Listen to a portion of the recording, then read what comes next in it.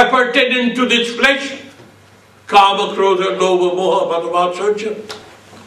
Lust and anger, greed and confusion, ego and vanity and arrogance, and unable to stand somebody else's excellence, jealousy, envy, rank. And I am told all this that goes to make me is saturated with this error. How do we then come out of it? This is your question. How do I then, if I am totally saturated with this misconception, how do I come out of it? These are the infrastructures that I have, the 4 positive qualities and these 6 propensities. That's all that I call to be my own, and that's all that has been saturated. I have to desaturate it and resaturate it with original ideas. That's the only answer. There's no other answer. That is, as Swami Vivekananda used to say, it's very apt, and you'll understand it properly.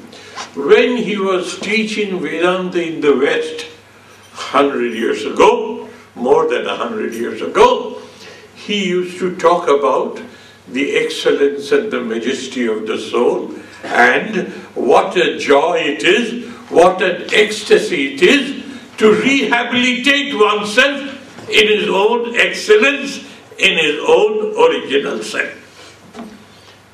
And people used to be spellbound. One elderly lady took courage in her hands, stood up with hand raised. Swami, I have a question. Yes, ma'am. What is it, Swami? He asked. Says, look, Swami, you are bright, you are young, you are very handsome, you are a wonderful orator, you have a charisma, and you are hypnotizing us with your concept of soul and Atman. Now stop hypnotizing us. Very honest of her. Swamiji paused for a while, and Swamiji answered, ma'am, it is just the other way around. You are already hypnotized by this world. I am trying to de-hypnotize you. There you are. We are victim of this hypnosis. What is this hypnosis? I have forgotten my true identity, and I have identified myself with something which is not my true original nature. That's what I have done. I have forgotten to identify, I have mistaken to identify the rope as a rope, and I have identified the rope as a snake. And my whole behavior pattern is tuned according to the misconception of seeing a snake in a rope. So, if this is all that I have as an instrument of achievement or an infrastructure on which I build myself upon, then I'll have to think of ways and means of de-hypnotizing myself from this erroneous concept that I am this body-mind complex, and slowly I saturate myself with the idea of my true original nature. That's the only method available to a human. He can't procure anything from anywhere else. It has to be a self-building up process. You can't depend on a bank loan. You can't depend upon anything to go ahead. You can only depend upon the faculties and the propensities, or in general, you can depend upon the energy that manifest through all the faculties and propensities of a human psyche. That's all that you have. The 6th chapter teaches you this methodology known as Dhyana Yoga or Raja Yoga. That is, I agree, I am now totally under the influence of misconception of my true original nature. I agree. Now, I expose myself to such teachings which will slowly and slowly eat into or erode the misconception and make a little room for positive conception of my true original nature. We have to make a room within ourselves to accommodate the new ideas. As rational, as commonsensical as that. And I will be not sparing myself, my dear friends. Maybe to some extent you get tired of me. But I will not spare myself only because it is our experience, all of ours, that every stupid thing sells in the name of spirituality. The common sense is the first victim. Whereas life is based on common sense and understanding. It is not a make-believe. It is real, it is tangible, it is concrete, it is living, throbbing, vibrating way of living.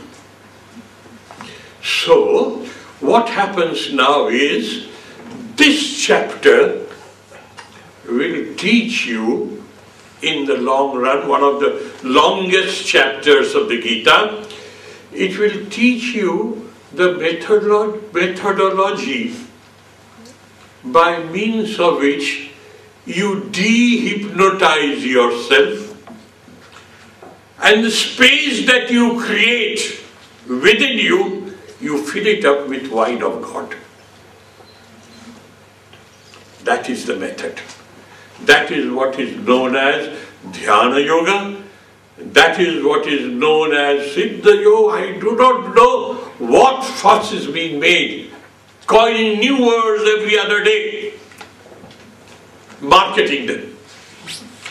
But the fact of life is, we have to de-hypnotize ourselves and saturate ourselves with those ideas which are in tune with my true original nature.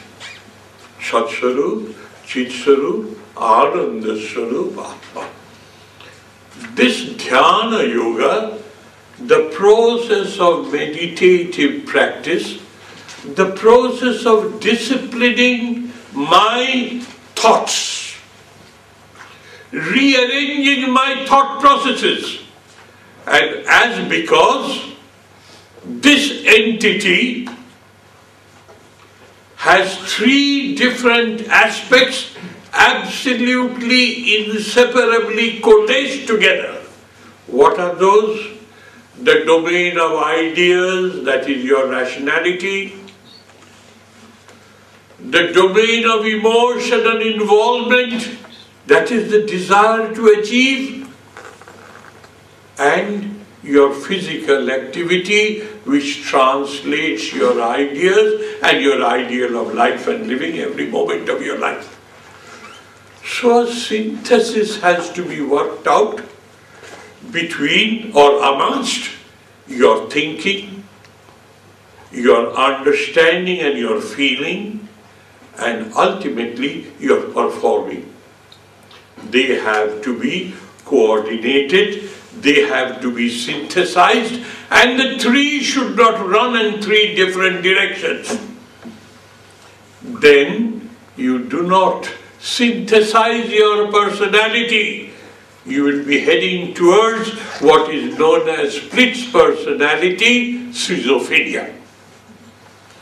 So, my dear friends, pay real deep attention to what Sri Krishna has to say to correct our misconception regarding what is our true original nature.